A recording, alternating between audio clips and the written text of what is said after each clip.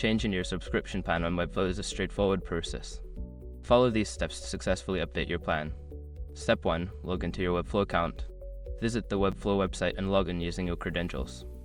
Make sure you have access to the account associated with the subscription you want to change. Step 2. Navigate to the billing section. Once logged in, go to your account settings. Look for the billing or plan section in the dashboard menu to find your current subscription details. Step 3. Select Change Plan. In the billing section, you will see your current plan listed. Look for an option that says Change Plan or Upgrade/Downgrade and click on it to view available subscription options. Step 4. Choose your new plan. Review the different subscription plans available. Select the plan that best suits your needs by clicking on it. You may be prompted to confirm your choice and review the pricing details. Step 5. Confirm the changes.